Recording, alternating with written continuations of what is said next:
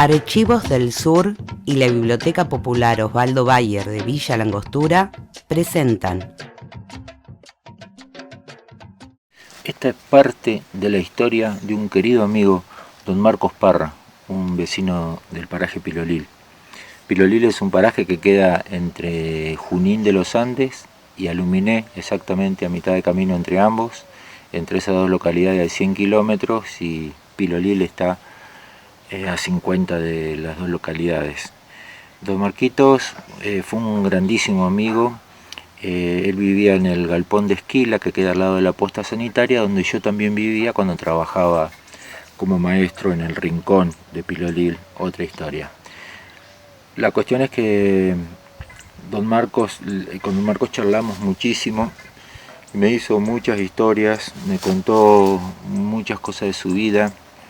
Él en este cuadradito que vivía dentro del galpón tenía un asiento que no sé cómo había ido a parar ahí, una butaca de colectivo, de esas de antes que tenían cenicero. Él no fumaba en absoluto, pero cuando yo llegaba y con un cuadernito, con la virome, y él se ponía como disponible y con ganas de hablar, me miraba y me decía: ¿no va a notar, don Rafita? Estoy hablando, ¿no va a notar? Ah, sí, sí. Yo sacaba la libreta mientras seguíamos tomando mate y él clic, clic, clic, clic, clic, reclinaba el asiento, que era reclinable, y empezaba. En el año tanto.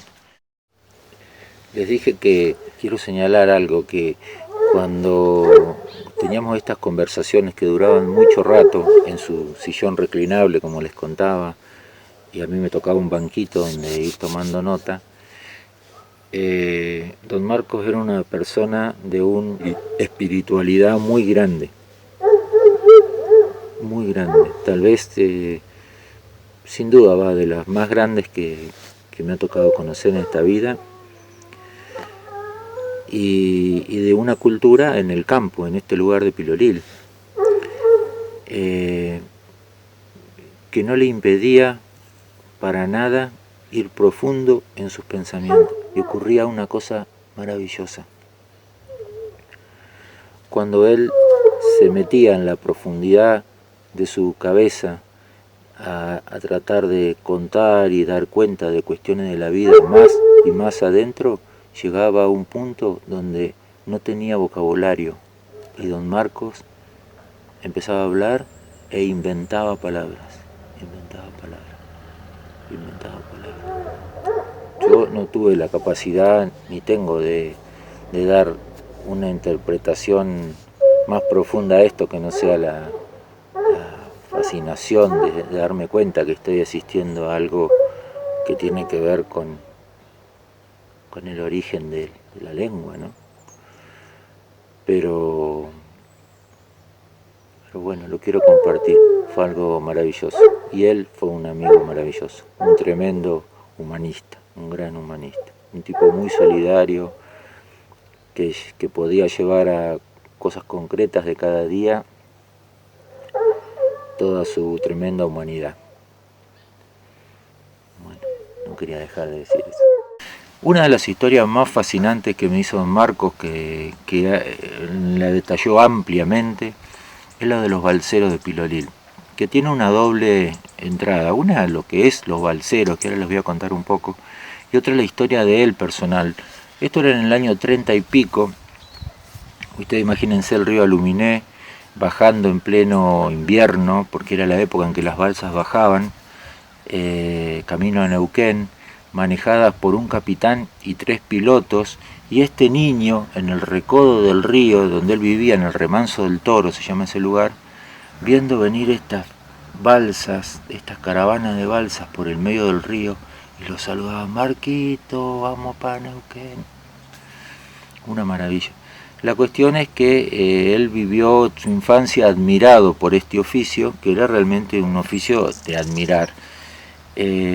Las balsas consistían en jangadas de 10 rollizos de lenga o de raulí, tremendos rollizos de 10 metros de largo, 10 rollizos y de 10 metros de largo, atados con cadenas y con tientos, que se bajaban por arreo desde el río Quillén, y ahí en el Rahue armaban lo que llamaban un acanchadero y armaban estas balsas, y luego cada una con este capitán y 3 pilotos zarpaban hacia Neuquén.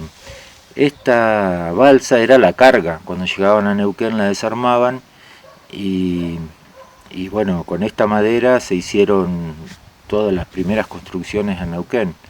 En el año 38 se van a prohibir las bajadas en balsa porque eran muy frecuentes los accidentes.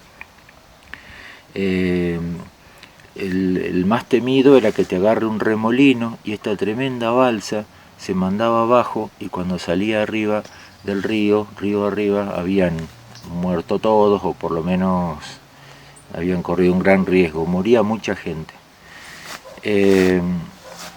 Ustedes imagínense estos personajes, pañuelo bordado por las novias que tenían por ahí, por sus parejas, saco de gabardina, alpargata, bueno, pero paraban en los boliches a compartir con la gente. Le sacaban animales grandes a los estancieros en el viaje en el río y luego lo comían con los puesteros, con los crianceros, con los pobres, con los más humildes. Eran todo lo que un pibe que podía querer ser. Tenían que saber muy bien por dónde iba el río, porque el río Aluminé en un momento tiene como vueltas, tiene recodos, y si elegían mal la balsa, bueno, perdían la carga, ahí quedaba. Entonces tenía que conocer muy bien el río y todos sus secretos, ¿no? Don Marcos los ve pasar toda la vida, y la que va a ser la última balsa, en el año 38 les decía, tiene un accidente con un remolino y queda tirada cerca de la casita de Don Marcos. Entonces consiguen esta gente un permiso especial para ir a llevarla hasta Neuquén, un tal Urrea, y cae Don Marco, manito atrás, 16, 17 años, buena, ¿cómo le va? Pasa la mano, ¿le falta uno? Sí, dice, pero ¿te dan permiso? ¿Cuántos años tenés? La cuestión es que Don Marcos Parra se va a convertir, siendo un pibe y haciendo un solo viaje, que fue el de la última balsa, en el último balsero. Hace unos años hicimos un documental sobre este tema, un documental radial junto a Martín Tasic, y cuando lo transmitimos apareció mucha gente y dijo, ¿cómo Marcos Parra? Y yo. Había balseros por todos lados. Fue un oficio fascinante, poco contado. Y bueno, sobre esto yo escribí unos relatos que tienen la base de esto que me contó Don Marcos y alguna cosa que yo vi ahí, viviendo ahí muchos años, que estuve viviendo en ese lugar.